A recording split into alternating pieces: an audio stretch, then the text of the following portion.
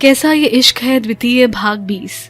चौधरी परिवार तो धरने प्रदर्शन में शामिल था। वहाँ उनकी राजवीर से मुलाकात हुई तो सब बहुत अधिक खुश है। खुश भी क्यों ना हो, खुशी की बात तो है ही। वही घर पर गुड्डू भी निम्मो में आए परिवर्तन पर गौर कर रही थी तो थोड़ा हैरान थी। कल तक तो वो मान ही नहीं रही थी कि जिससे मिलकर आई है वो राजवीर है, पर आज उसे देख कोई भी बता सकता था कि वो खुश है। खुशी उसके चेहरे और हाव भाव से साफ झलक रही थी। खुशी भी होगी ही, वजह उसके होठों की हंसी और मन का सुकून राजवीर था जो ले गया था। बचपन से छोटी छोटी खुशी को तरसती निम्मो की किस्मत भी अच्छा मजाक करती रहती है। अब गुड्डू के कहने से उसने गौर किया तो एहसास हो चला कि जिससे मिलकर आई है वो राजवीर ही है। राजवीर से नाराजगी एक तरफ और बेचैन दिल का सुकून एक तरफ। खुश है, इसीलिए खुश मन से सुबह सबका नाश्ता बनाया और अब दोपहर के खाने की तैयारी में भी लगी। देख, जब गुड्डू से रहा नहीं गया तो किचन में आकर उसे छेड़ने के लिए गाना गाने लगी। आखिर दोनों का रिश्ता भी चुहलबाजी का तो है, पर उससे बढ़कर दोनों पक्की सहेलियां भी है। मेरे पिया घर आए ओ राम जी, मेरे पिया घर आए ओ राम जी। वो गाना गाते गाते निम्मो को चोरी चोरी नजरों से देख रही थी ताकि निम्मो उसकी बातों का मतलब समझकर कुछ प्रतिक्रिया दे, जो कि निम्मो नहीं समझ रही थी। ये बात तो न थी।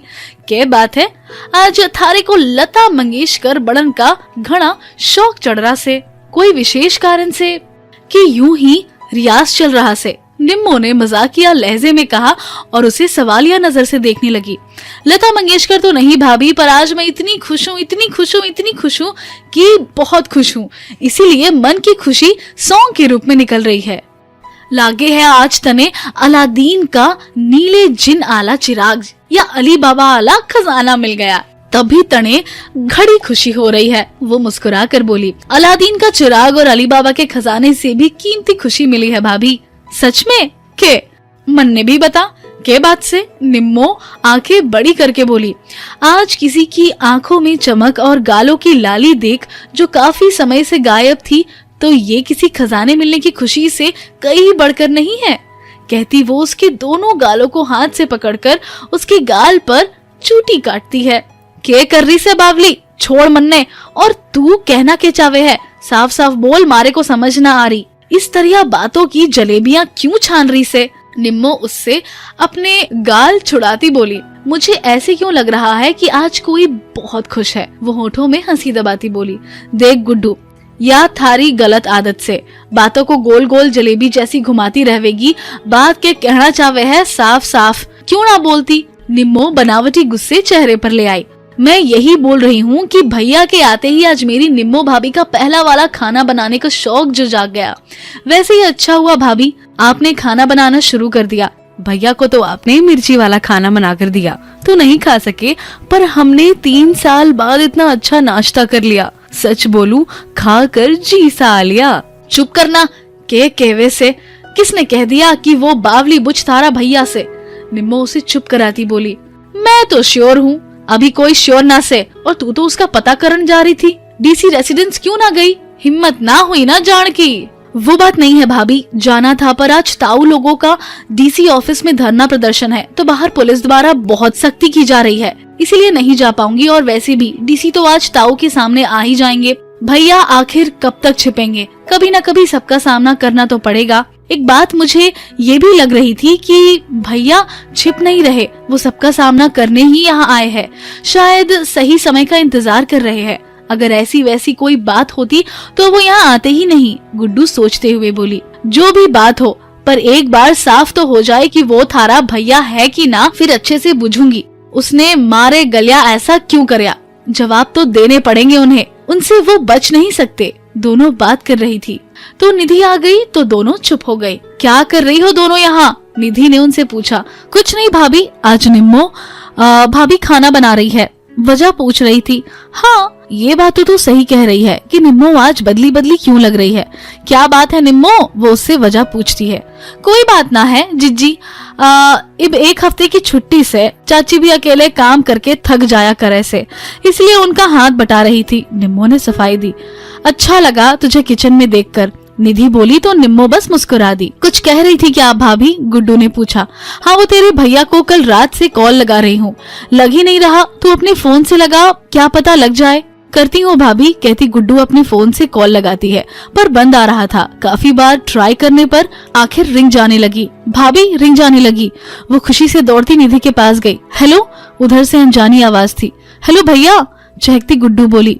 मैं आपका भैया नहीं हूँ, उसका दोस्त हूँ, उसने स्पष्ट किया। भैया कहाँ है? उनकी अभी ड्यूटी है, पर गलती से फोन यहीं बंकर में छूट गया। कब तक आएंगे भैया? गुड्डू ने पूछा। आ जाएंगे थोड़ी देर में, उत्तर मिला। भैया आएंगे तो कहना कॉल करे। ओके, कह दूंगा। कहने के बाद गुड्डू ने कॉल कट कर दी।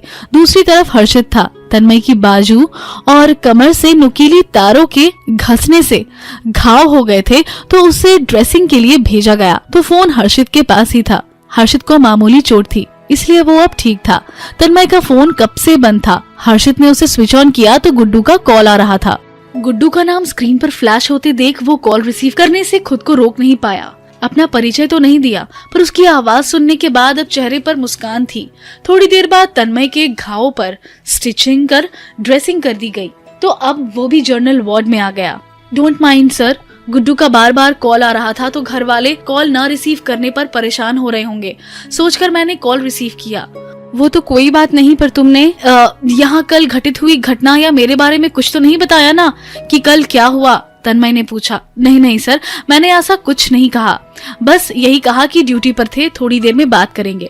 चल, अच्छा किया, मैं ऐसी बातें उनको बताता नहीं हूँ, वरना घर वाले घबरा जाते हैं। जानता हूँ सर, ऐसी बातों से घर वाले घबरा जाते हैं। मैंने भी इस घटना के बारे में घर पर कुछ नहीं बताया, पर अब बात कर लो, घर वाले परेशान हो रहे होंगे। उसने तन्मय को बात करने को कहा। हाँ, करता हूँ, कहकर वो गुड्डू को कॉल लगाता है तो हर्षित वहाँ से उठकर चला गया।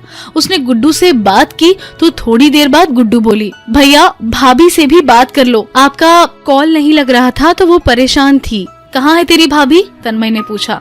यहीं पर है, लो बात कर लो। भाभी? गुड्डू निधि को फोन पकड़ा देती है और खुद वहाँ से चली गई। हेलो तन्मय, तुम ठीक तो हो ना? निधि ने पूछा। तन्मय की आवाज सुनी तो मन को सुकून उतर आया। हाँ, ठीक हूँ, उसने ठंडा सा जवाब दिया। सच बताओ। क्या सच बताऊं? ठीक हूँ बोल तो दिया, अब तुम ऐसे क्यों पूछ रही हो?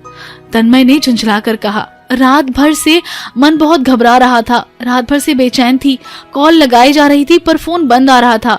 निधि ने वजह बताई। यहाँ नेटवर्क की प्रॉब्लम रहती है, पता तो है तुम्हें भी, तो इसमें बेचैन होने वाली क्या बात थी? तुम मेरी जगह होते तो पता चलता कि जो घर पर होता है उसे कैसा महसूस होता है। हाँ ठीक है, ये बताओ रात में क्यों कॉल लगा रही थी? सोऊंगा नहीं क्या मैं जो कॉल कर रही थी? वो आवाज में गुस्सा ले आता है। ये कैसी बात कर रहे हो? 1-2 साल से दूर हो, अब भी इतनी दूर बॉर्डर पर ड्यूटी है, दिल नहीं घबराएगा क्या? मन में अजीब सी शंकाएं उठ रही थी। सच बताओ तुम ठीक हो ना? तबीयत ठीक है ना? निधि शंकित थी। उसकी शंका तन्मय की बातें भी कम नहीं कर पा रही थी। हाँ मैं ठीक हूँ, बोल तो दिया। वीडियो कॉल कर सकते हो ताकि मैं देख सकूं कि तुम ठीक हो? निधि ने झिझकते कहा तो तन्मय भड़क गया। बोल दिया ठीक हूँ, समझ नहीं आ रहा क्या? और ऐसे मेरी चिंता करने का नाटक क्यों करती रहती हो, जैसे तुम्हें बहुत चिंता है मेरी, है ना? वो झुंझला कर बोला। वजह है, वीडियो कॉल करेगा तो सब पोल पट्टी जो खुल जानी थी कि वो जख्मी है और हॉस्पिटल में है, तो बेहतर है उसे डांट दे ताकि वो आगे कुछ बोले ही ना वीडियो कॉल के लिए। उसके डांटने से निधि रुआसी हो गई। ऐसे कैसे बोल रहे हो? मुझे चिंता नहीं होगी तो किसको होगी? एक तो 2 साल से दूर हो, अब बॉर्डर पर ड्यूटी है, मैं कैसे रहती हूँ सोचते भी हो? कभी इस बारे में जब देखो बस गुस्सा करते रहते हो। तन्मय की रूखी बातों से निधि रुआसी हो उठी। तुम बस नाटक करती हो, सच में मेरी चिंता होती ना, या मेरे बारे में थोड़ा भी सोचती तो वो सब ना करती जो तुमने किया। तन्मय पुरानी बातों की परतें उखाड़ना चाहता था ताकि उस पर खींच उतार सके, पर निधि उसे ऐसा करने से रोकती है। क्या हर बार वही लेकर बैठ जाते हो? हम क्या पुरानी बातें भूलकर आगे नहीं बढ़ सकते? भूल सकते हैं, पर उसके लिए तुम्हें कुछ करना पड़ेगा। मैं कुछ भी करने को तैयार हूँ, निधि ने दृढ़ता से कहा। छोड़ो, रहने दो, तुम कुछ नहीं कर सकती। तुम अपने में और अपने डुग्गू में खुश रहो, और अब मेरे पास फालतू समय नहीं है बातें करने का। बात तो पूरी करो। टेंशन में सारी रात सो नहीं पाई। थोड़ी देर बात कर लो, मुझे मन कर रहा है बात करने का। प्लीज, क्या हम वीडियो कॉल कर सकते हैं? तुम्हें ठीक ठाक देख लूं तो मुझे चैन आ जाएगा। निधि ने रिक्वेस्ट की। क्या फालतू बात किए जा रही हो? क्यों वीडियो कॉल करनी है? निधि बोली। तुम्हें देखने का मन है तो तुम्हें देख लूंगी तो सुकून आ जाएगा। निधि बोली, पर मैं तुम्हें नहीं देखना चाहता और ना मेरे पास इतना समय है कि और ना ही तुम्हारी स्टूपिड बातें सुनने का, और अभी ड्यूटी भी है मेरी। तन्मय ने बहाना लगाया। क्या झूठे बहाने लगा रहे हो? इस समय कहाँ ड्यूटी होती है तुम्हारी? तुम्हें ज्यादा पता है ना जैसे मेरे बारे में, जो ऐसे कह रही हो। मैं तुम्हारी पत्नी हूँ, इतना पता नहीं होगा क्या मुझे? मेरी पत्नी हो, बार बार ऐसे याद दिलाती हो जैसे मैं भूल रहा हूँ। नहीं भूल रहा। मैं भूल भी कैसे सकता हूँ कि पत्नी होकर तुमने क्या किया? बंद करो अब फोन, फालतू समय नहीं है मेरे पास, कहता वो कॉल डिस्कनेक्ट कर देता है। तन्मय बात तो सुनो, निधि कहती रह गई। अब वहां से कोई आवाज नहीं आ रही थी तो वो मायूस सी हो गई। तन्मय फोन बेड पर पटक देता है। वो भी परेशान सा हो गया था। निधि से इतना रूडली बात करके उसका दिल तो दुखता ही है, खुद भी तकलीफ सहता है। सर, हर्षित की आवाज कान में पड़ी तो वो हड़बड़ा गया। शायद उसने उसकी बातें सुन ली थी, क्योंकि अब वो उसे सवालिया नजर से देख रहा था। वो कुछ नहीं पूछता, वहीं पर बैठ गया। पर तन्मय खामोश था और परेशान भी, तो उससे रहा नहीं गया तो पूछता है, सर, हाँ एक बात पूछूं? पूछ, पर उसके बारे में ना जो अभी सुना। तन्मय ने बात समझ ली तो हिदायत दी। क्यों सर, क्यों ना पूछूं? माना अभी मेरी शादी नहीं हुई है, पर इतना तो मैं भी समझता हूँ कि एक शादीशुदा आदमी के लिए उसकी वाइफ की क्या वैल्यू होती है। वो वैल्यू और अधिक बढ़ जाती है जब वो किसी आर्मी पर्सनल की वाइफ हो। हम लोग जितना अपने घर से दूर रहते हैं उतना ही अधिक इमोशनली उनसे अटैच रहते हैं। पर आप ये अपनी वाइफ से किस तरीके से बात कर रहे थे? मुझे बिल्कुल भी अच्छा नहीं लगा। वो आपकी पत्नी थी, फिर इतनी रूडली क्यों बात कर रहे थे? आपके बीच सब ठीक तो है ना? हर्षित ने आखिर असल बात पूछ ही ली। मत पूछो, तन्मय ने इनकार किया। क्यों? वो वीडियो कॉल करने को कह रही थी तो कैसे करता? वो उसकी तरफ देखने लगा। सॉरी सर, मियाँ बीवी के बीच तीसरे को बोलने का हक नहीं, पर जो गलत लगा वो कह रहा हूँ। अगर आप वीडियो कॉल नहीं कर सकते थे तो आराम से समझाया जा सकता था। उसके लिए इतना रूडली बात करने की जरूरत नहीं थी। जब मुझे इतना बुरा लग रहा है तो उन्हें कितना बुरा लगा होगा? हर्षित ने पूछा तो तन्मय खामोश हो गया। कोई जवाब नहीं था उसके पास। बताइए ना। मत पूछो, मैं बता नहीं पाऊंगा। क्यों सर, क्यों ना पूछूं? आपकी तो लव मैरिज हुई थी ना, घर वालों और गांव वालों का विरोध सहने के बाद जिससे शादी की, अब आप उससे ढंग से बात भी नहीं कर रहे। ऐसा क्या हो गया आपके बीच? जाहिर सी बात है कोई मामूली बात तो होगी नहीं, क्योंकि आप दोनों समझदार तो हो। जरूर कोई गंभीर बात होगी, वरना आप वैसे ही किसी से इतनी रूडली बात नहीं करते, तो अपनी पत्नी से कैसे कर सकते हैं? हर्षित ने पूछा। पर तन्मय चुप रहा। क्या उसका बिहेव आपके साथ अच्छा नहीं, या आपसे प्यार नहीं करती? नहीं नहीं, ऐसा नहीं है। वो भी व्यवहार कुशल है। मुझसे क्या, सबके साथ अच्छे से बात करती है। यहाँ तक कि मेरे बुरे बर्ताव के बावजूद भी मुझसे सॉफ्टली ही बात करती है, और प्यार तो बहुत ही ज्यादा करती है। इतना कि मुझे कुछ तकलीफ हो तो उसे पहले ही आभास हो जाता है। अभी भी इसलिए परेशान थी कि उसे कल नींद नहीं आई। बेचैन थी कि मेरे साथ कुछ अनहोनी तो नहीं हुई। मैं तकलीफ में हूँ, उसे कैसे पता चलता है आज तक समझा नहीं। इसी बात पर गुस्सा आ रहा था। उसके चेहरे पर मिले जुले भाव थे। इसमें गुस्से वाली क्या बात है? ये तो अच्छी बात है ना कि आप दोनों दिल से जुड़े हुए हो, इसलिए उनको आभास हो जाता है। हाँ, शायद ऐसा ही है। ऐसा ही है तो फिर उनसे ऐसे क्यों बात कर रहे थे? तुमने कभी किसी से प्यार किया है? नहीं, तो तुम नहीं समझोगे। मैं समझना चाहता हूँ। वो आपसे प्यार करती है तो क्या आप उनसे नहीं करते? कहीं ऐसा तो नहीं कि आपके मन में अभी भी अपने पहले प्यार के लिए जगह हो? पहला प्यार भी तो स्पेशल होता है ना। कहते हैं पहला प्यार भुलाया नहीं भूलता। फिर आपका प्यार तो अलग तरह का था। नहीं नहीं, ऐसा कुछ नहीं है। माना पहला प्यार स्पेशल होता है, पर उससे अधिक स्पेशल आखिरी प्यार होता है, और निधि मेरा आखिरी प्यार है, और अब मेरे दिल और जिंदगी में वही है। मुझे कुछ समझ नहीं आ रहा है। आप भी उनसे ही प्यार करते हो, वो भी आपसे ही प्यार करती है, तो प्रॉब्लम क्या है? हर्षित बुरी तरीके से कंफ्यूज था। तुम नहीं समझोगे, फिर कभी बताऊंगा। अभी थोड़ी देर रेस्ट करूंगा। तन्मय लेटता हुआ बोला। पक्का बताइएगा? हाँ। हर्षित चला गया तो तन्मय भी आराम करने लगा। दोपहर का समय था। अचानक 3 से 4 गाड़ियां एक एक कर घर के बाहर रुकी तो निधि के साथ सब लोग चौंक गए। देखा तो बलवंत चौधरी अपने भाइयों, परिवार के लड़कों और अपने 2 गनमैन के साथ उतरे। घर के अंदर आकर हॉल में बैठ गए। उनके चेहरे पर बेशक गंभीरता थी, पर बाकी सदस्यों के चेहरे पर गंभीरता और खुशी के मिले जुले भाव थे। बलवंत चौधरी ने अभी घर के बाकी लोगों से राजबीर वाली बात बताने से मना कर दिया, तो सब फिलहाल चुप है। उनके आने के बाद निधि और निम्मो ने सबके पैर छूकर आशीर्वाद लिए। छोरा कड़ा है, बलवंत चौधरी ने नजर इधर उधर दौड़ा निधि से पूछा, तो वो भी हैरान थी। अभी तो उसके साथ ही था, पर अब डुग्गू नजर नहीं आ रहा था। कहाँ से नजर आता? इतने लोगों को अचानक आया देख एक कोने में छिपकर उन्हें देखे जो जा रहा था। सब उसे ढूंढने लगे तो रणदीप की नजर उस पर पड़ गई। उसे छिपा देखकर चेहरे पर मुस्कान आ गई। छोरे अड़े के करण लग रहा है, आजा, कहता वो उसे गोद में उठा लेता है। रणदीप अक्सर आता रहता है तो डुग्गू उसे परिचित है। ताऊ, वो उसे पहचान गया तो उसे देखते ही बोला, ये हुई ना बात, पहचान लिया छोरे ने कि ताऊ है। वो उसे गोद में उठाकर बलवंत चौधरी के पास ले आया। लो पापा, छोरे से मिल लियो। वो डुग्गू को अपने पिता की गोद में दे देता है। वो टुकुर टुकुर उन्हें देखने लगा।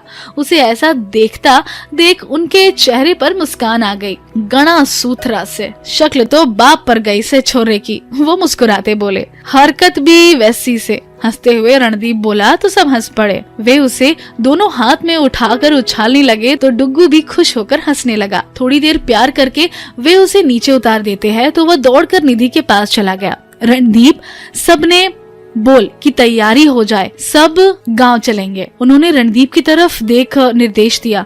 ठीक से पापा। गुड्डू, गुड्डू, उसने गुड्डू को आवाज लगाई तो वो जल्दी जल्दी बाहर आ गई। जी भैया, सबको बोल तैयार होला, गांव चलना है। आज गुड्डू हैरान थी। हाँ, इतनी जल्दी? कल चले जाएंगे। गुड्डू अटकती बोली, तुझसे किसी ने राय नहीं पूछी, जो बोला है वो कर। जा, अब अपनी दोनों भाभियों को बोल तैयार हो लियो। उसने सख्त आवाज में कहा तो गुड्डू चली गई। सबको तैयार होने को कहा गया तो सब बिना कुछ कहे गांव जाने की तैयारी करने लगे।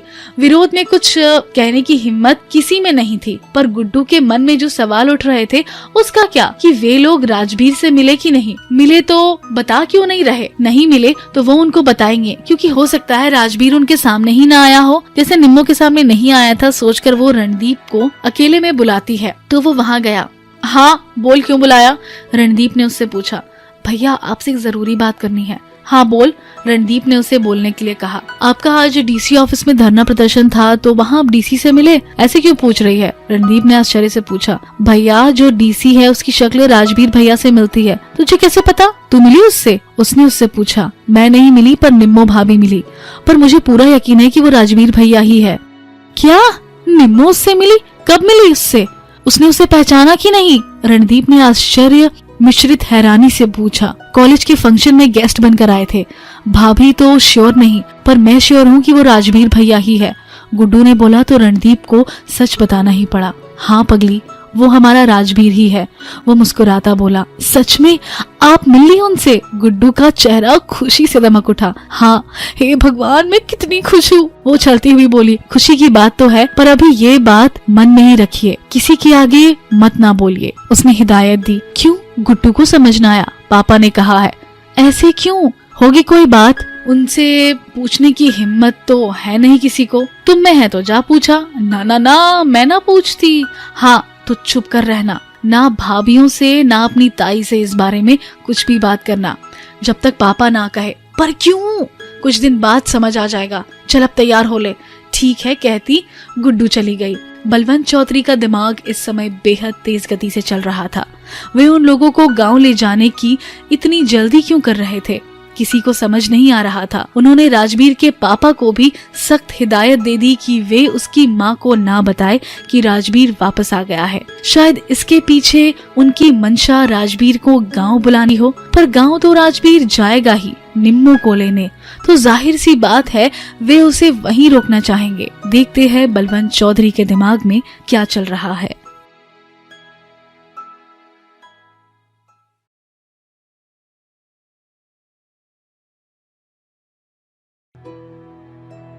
कैसा ये इश्क है, द्वितीय भाग 21। बलवंत चौधरी का दिमाग बेहद तेज गति से चल रहा था। वे उन लोगों को गांव ले जाने की इतनी जल्दी क्यों कर रहे थे, किसी को समझ नहीं आ रहा था। उन्होंने राजबीर के पापा को भी सख्त हिदायत दे दी कि वे उसकी माँ को ना बताए कि राजबीर वापस आ गया है। शायद इसके पीछे उनकी मंशा राजबीर को गांव बुलाने की है, पर गांव तो राजबीर जाएगा ही निम्मो को लेने, तो जाहिर सी बात है वो उसे वहीं रोकना चाहेंगे। मम्मी, गुड्डू ने मम्मी को पुकारा। वो आज ही गांव जाने के लिए तैयार नहीं थी, इसलिए नाखुश थी। हाँ बोल, मम्मी सामान पैक करते बोली। पापा से बोलो कि ताऊ से बात करे कि मैं आज यहीं रुकना चाहती हूँ। आज आप लोग चले जाओ, मैं कल जाऊंगी। तू क्या करेगी अड्डे? मम्मी सामान पैक करना छोड़ उसे घूर कर देखने लगी। अगले हफ्ते विकास भैया की शादी है ना, तो मुझे बहुत सारी शॉपिंग करनी है। गांव चले गए तो कैसे करूंगी? शादी तो अगले हफ्ते है, बीच में चक्कर लगा जाना, फिर खरीद लियो जो खरीदना है। और अभी तो यहाँ अकेली किसके साथ रहेगी? बुआ भी तो यहाँ नहीं है, गांव चले गई है ना शादी की तैयारियां जो करनी है। वहाँ से पता नहीं कब आना हो पाएगा। बुआ ने मुझे पहले बुलाया है कि मैं वहाँ 2-3 दिन पहले आ जाऊँ, आप लोग तो बाद में आओगे। भात बनने, तू तो चुप ही रह, लागे है झाड़ खिलाएगी मन ने। अभी जैसे तेरे ताऊ बोल रहे हैं वैसे कर ले, तेरे पास गड्डी है, अपने ही आज जाना अंशु के साथ कल या परसों तक। मम्मी ने रुकने से मना किया तो उसकी बात मानने के अलावा गुड्डू के पास कोई चारा नहीं था। ठीक है, चल रही हूँ मैं, मेरी बात कौन सा किसी ने सुननी है? मुंह लटकाकर गुड्डू बोली। तभी उसका भाई अंशु कमरे में आ गया। उसने उसकी बात सुन ली तो पूछने लगा, क्या हुआ? तू क्या हर समय मम्मी के साथ लड़ती रहती है? अंशु कमरे में बढ़ता बोला, लड़ नहीं रही, बस बता रही हूँ कि किसी को मेरी परवाह नहीं। शादी के लिए मुझे शॉपिंग करनी थी, लहंगा लेना है और भी बहुत कुछ लेना था, पर ताऊ का आदेश है आज ही गांव जाना पड़ेगा।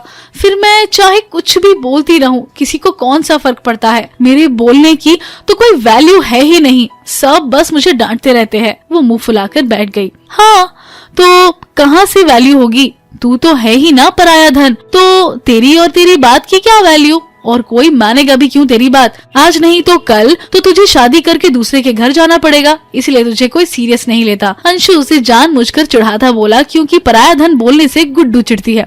मम्मी देखो, अंशु मुझे पराया धन बोल रहा है। वो रुआसी होती बोली, वो तो है ही तू पराया धन, इसमें क्या बुरा मानने वाली बात है? 1-2 साल में तो तू पराई हो जाएगी, फिर उन्हीं का दिमाग खाना, हमारा दिमाग मत खा। हमें जितना झेलना था झेल लिया।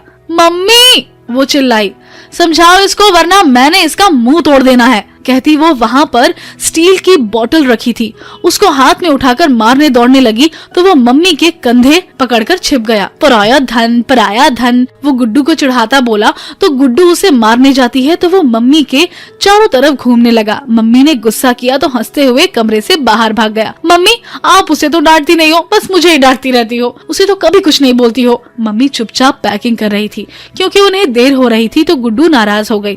सब समझती हूँ मैं, इस घर में हमेशा मेरे साथ भेदभाव किया जाता है, लड़के और लड़की का फर्क किया जाता है। आप उसे कुछ नहीं बोलती, बस मुझे ही डांटती रहती हो। मैं तो पराया धन और वो आपके घर का चिराग। कहती वो मुंह फुलाकर फिर से बेड में बैठ गई। हद हो गई ये भी के बचपन से यो है। वो बस तने चिढ़ा रहा था। और बता कब भेदभाव किया तेरे साथ? सबसे ज्यादा प्यार मिलता है पर तेरे नखरे खत्म होने में नहीं आते। जा अब तैयार हो ले वरना ताऊ नाराज हो जावेंगे। माँ ने उसे समझाया तो गुड्डू तैयार होने लगी। सब लोग गांव जाने की तैयारी करने लगे और थोड़ी देर बाद वे लोग गांव के लिए भी निकल पड़े। बलवंत चौधरी परिवार के मजबूत आधार स्तंभ तो है ही, साथ ही वे वो कड़ी है जो आज के समय में जब एकल परिवार का चलना तेजी से बढ़ रहा है तब भी अपने परिवार को एक साथ न बल्कि जोड़ कर रखे हुए है। सभी प्रेम पूर्वक रहते भी है। घर को जोड़ कर रखनी है तो सभी रूठे लोगों को मनाना पड़ता है। जब आवश्यकता हो तो कभी कभी सख्ती करनी पड़ती है तो कभी आवश्यकता अनुसार नर्म भी होना पड़ता है। पर राजबीर का मामला दूसरी तरह का है।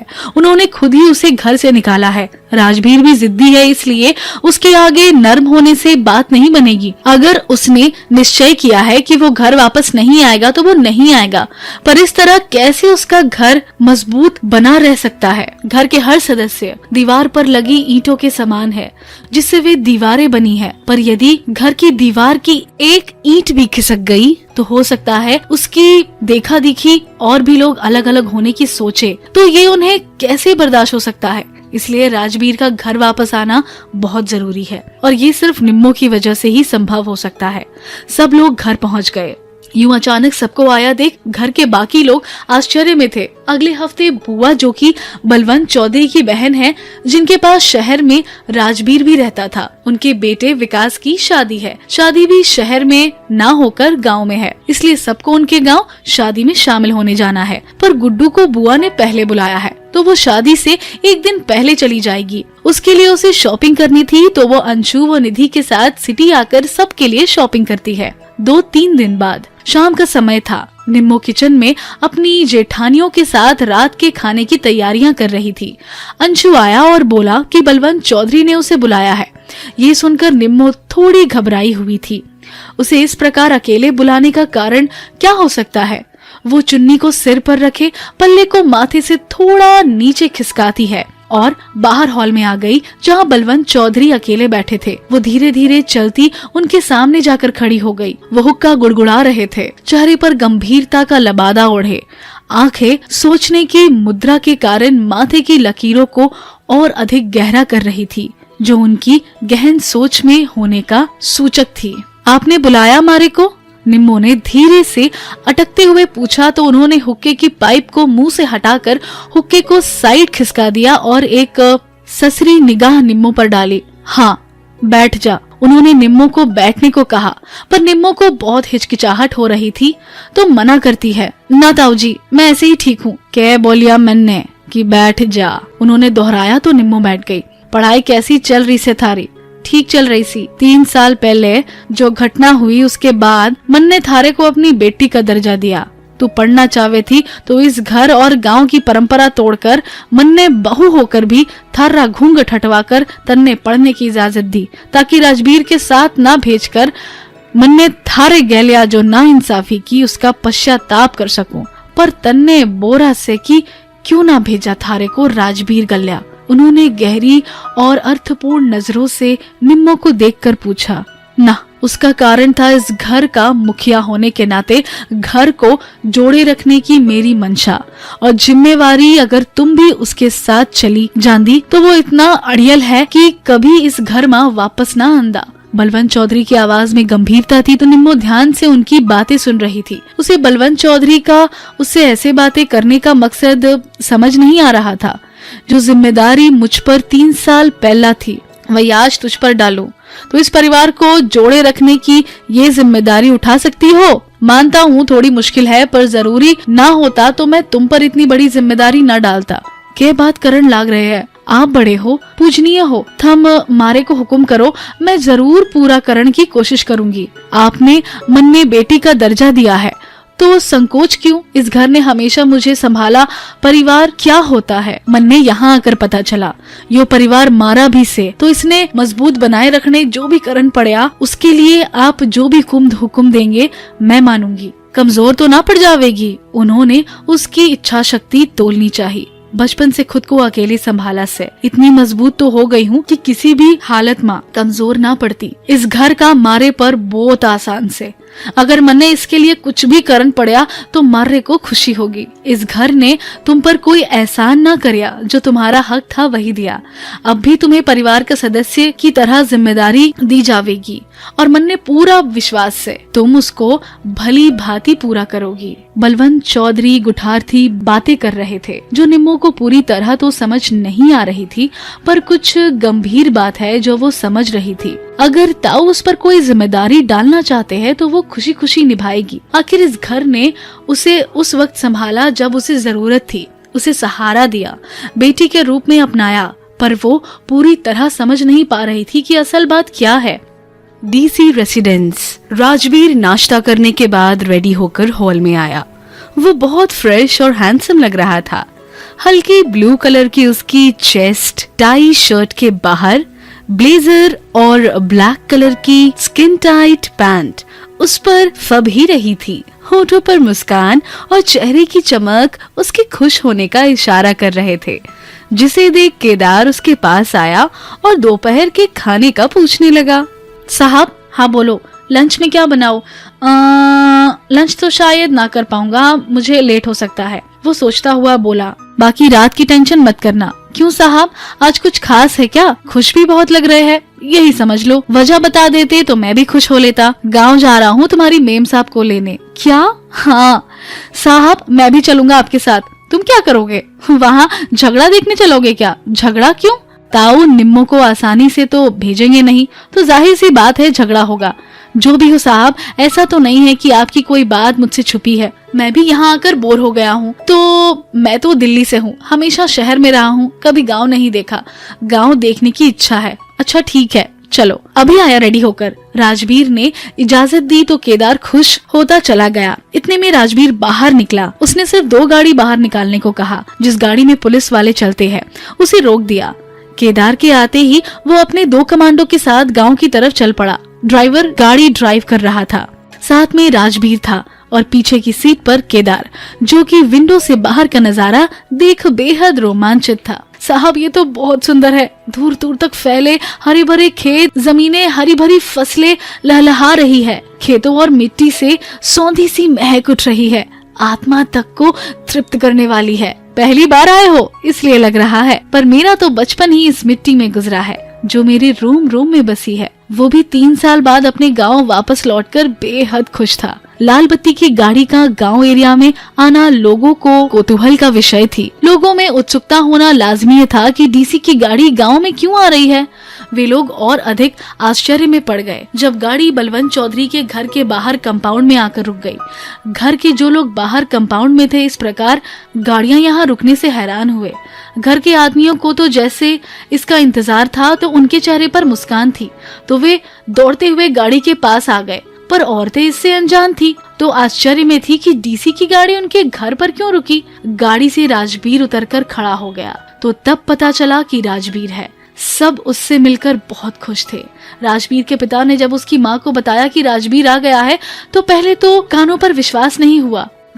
क्यों मुझ दुखियारी से मजाक कर रहे हो? वो आंखों के आंसू रोकते बोली। मजाक नहीं राजवीर की मम्मी, सच माँ, आजा कहकर वे उसका हाथ पकड़कर दरवाजे तक ले आए, तो वह राजवीर को सामने देख अपने हाथ से मुंह को ढककर रोने लगी।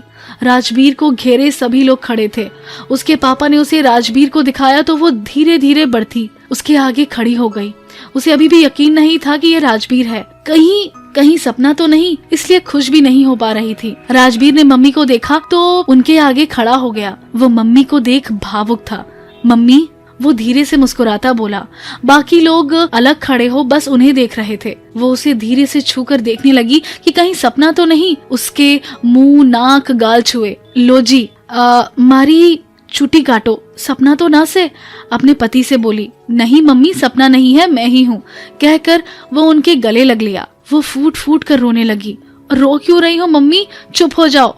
कैसा है तू? मैं ठीक हूँ मम्मी। कहाँ रहा इतने दिन? अपनी माँ पर तरस नहीं आया तुझे? सॉरी मम्मी, इतने दूर रहा, पर इसीलिए ताकि तुम्हारा बेटा काबिल बनकर लौट सके। अब आ गया हूँ ना मैं, अब हमेशा साथ रहेंगे हम। हाँ। वो काफी देर एक दूसरे के गले लगे, गिले शिकवे दूर करते रहे। इतने में राजवीर की नजर निधि की गोद में बैठे डुग्गू पर पड़ी, तो वो खुद को रोक नहीं पाया और उसे गोद से उठा लिया।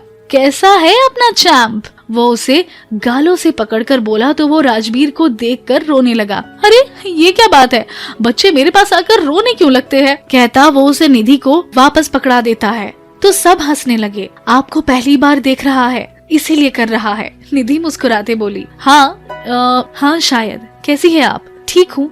राजवीर चल अंदर चल, यहीं पर खड़ा रहेगा क्या? माँ बोली। निम्मो कहाँ है? उसने पूछा तो सबने गौर किया कि वो तो थी नहीं। पता नहीं, अंदर ही होगी। चलना अंदर, मिल ले उससे, उसने भी तेरा बहुत इंतजार किया है। माँ उसका हाथ पकड़कर बोली। उसे और आपको लेने ही तो आया हूँ। आप और निम्मो तैयार हो जाओ, मेरे साथ चलना है। क्या कह रहा है तू? हाँ मम्मी, तू यहाँ नहीं रहेगा, ये घर मेरा नहीं रहा, तो मैं अंदर कैसे आ सकता हूँ? आप जाओ, निम्मो को साथ में लेकर आओ, मेरे साथ चलना है, वो मम्मी से बोला। बात करते करते अचानक राजवीर की नजर हॉल की दीवार पर बाहर की तरफ बनी उस खिड़की पर पड़ी, जिसके पर्दे के पीछे से निम्मो छिप छिप कर उसे देखने की कोशिश कर रही थी। दोनों की नजर टकराई तो निम्मो जैसी चोरी करती पकड़ी गई। उसको खुद को देखता देख धड़कनें तेज धड़कने लगी। वो असहज हो गई तो पर्दा खींच लेती है और वो अब अपनी तेज चलती सांसों को नियंत्रित करने की कोशिश करने लगी। थोड़ी देर बाद वो वापस पर्दा खोलकर बाहर देखने लगी तो राजवीर की नजर खिड़की पर ही थी। निम्मो बाहर नहीं आ रही थी तो उसके कदम तेजी से घर के अंदर की तरफ बढ़े। बाकी सब लोग वहीं पर खड़े हो उसे अंदर जाता देखने लगे। राजवीर दौड़ता अंदर गया। जब तक वो खिड़की से हटी राजवीर हॉल में आ चुका था। उसने एक बार पलटकर राजवीर को देखा और अब वो अपने कमरे की तरफ जाने लगी। निम्मो, राजवीर ने पुकारा पर निम्मो अब कमरे की तरफ भागी तो राजवीर भी उसके पीछे भागा। वो उसका हाथ पकड़ने के लिए हाथ बढ़ाता है पर हाथ की जगह उसकी चुन्नी हाथ में आ गई। निम्मो, रुक जाओ। राजवीर ने रोका पर निम्मो नहीं रुकी। उसने कमरे में जाकर दरवाजा बंद कर कुंडी चढ़ा दी। दरवाजा खोलो निम्मो, राजवीर दरवाजा पीटता बोला पर निम्मो सिर दरवाजे पर टिकाए दोनों हाथ कमर के पीछे रख रोने लगी। निम्मो, मैं तुम्हें लेने आया हूँ, चलेगी नहीं क्या मेरे साथ? जानता हूँ नाराज हो मुझसे, लड़ लो पर दरवाजा तो खोलो। निम्मो, वो बार बार उससे दरवाजा खोलने की गुहार करता रहा पर निम्मो बस आंसुएं बहाए जा रही थी। काफी देर जब निम्मो ने दरवाजा नहीं खोला तो आखिर हार मानकर राजवीर बोला, नहीं खोल रही ना दरवाजा? नहीं जाना चाहती ना मेरे साथ तो ठीक है, मैं भी जा रहा हूँ। सोचा था काबिल बनकर जाऊंगा तो तुम मुझे देखकर खुश होगी पर तुम तो मुझे देखना ही नहीं चाहती। निम्मो को लगा राजवीर ऐसे ही बोल रहा होगा पर काफी देर हो गई, दरवाजे पर कोई आवाज नहीं हो रही थी। उसने गाड़ियां स्टार्ट होने की आवाज सुनी तो आंखों से आंसू साफ कर दरवाजा खोला और खिड़की पर आ गई। देखा तो राजवीर की दोनों गाड़ियां गेट से बाहर जा रही थी। मन हुआ दौड़ कर जाकर उसे रोक ले पर नहीं जा पाई। गाड़ियां जाता देख आंखों से आंसू आने लगे। वो खिड़की से बेचैन हो देखने लगी। सभी लोग बाहर ही खड़े थे। धीरे धीरे गाड़ियां आंखों से ओझल होने लगी। आज भी राजवीर फिर चला गया। रुक जाता या ना भी रुकता तो मिलकर जाता। वो गुस्से में थी इसलिए दरवाजा नहीं खोली पर वो हर बार की तरह इस बार भी चला गया। यो मारी सासू का बावली बुच तो सच में चला गया। कभी ना बदलन का ये। रुक जा अड्डे ही पर ना, इसने अकड़ भी तो दिखानी होवे से। जाई रोया, मन ने तो जी भर के देखा भी ना। वो गुस्से में बड़बड़ाई, कहीं नहीं गया हूँ, यही हूँ। तो अब देख लो अपनी बावली बुच को। आवाज सुन निम्मो पीछे मुड़ी। दीवार की ओर से राजवीर धीरे धीरे उसकी तरफ बढ़ा तो वो आंखें फाड़ों से देखने लगी। ये तो चला गया था। फिर दरवाजा क्यों बंद किया तुमने? क्या समझती हो खुद को? ऐसे दरवाजा बंद करोगी तो मैं चला जाऊंगा। उसके चेहरे पर गंभीरता और गुस्सा दोनों था। निम्मो सांसों को रोके उसे एकटक देख रही थी। क्यों भाग रही थी मुझसे? वो उसे करीब आकर बोला तो निम्मो चेहरा ऊपर कर उसे देखने लगी। बोलो, वो गुस्से में बोला तो निम्मो उसके पास आने से अपनी तेज धड़कती सांसों को नियंत्रित कर पीछे हटने लगी तो राजवीर ने हाथ बढ़ाकर उसके दोनों गालों को एक हाथ से पकड़ लिया और फिर अपने करीब खींच लिया तो निम्मो की सांसें तेज चलने लगी। पता नहीं वो गुस्सा था कि डरी हुई या सम्मोहित, पर अब वो बस उसे एकटक देख रही थी। राजवीर ने अपने चेहरे को हल्का झुकाया और उसके नर्म होठों को अपने होठों के बीच लेकर किस करने लगा। निम्मो उसके ऐसा करने से आवाक थी तो वो खुद को छुड़ाने के लिए छटपटाने लगी पर राजवीर उसे नहीं छोड़ता। वो लगातार उसके होठों पर किस किए जा रहा था। तो अब धीरे धीरे निम्मो का विरोध भी शांत हो गया। उसे सांस लेने में दिक्कत होने लगी तो दोनों हाथों से उसके सीने पर धक्का लगा हटाने की कोशिश करने लगी तो राजवीर एक हाथ से उसकी कमर को कस कर पकड़े अपने करीब खींच लिया।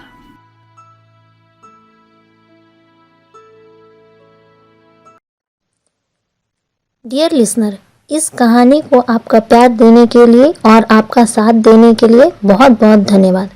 अगर आप इसी तरह की और कहानियाँ सुनना चाहते हैं तो हमारे चैनल को सब्सक्राइब और लाइक कीजिए। धन्यवाद।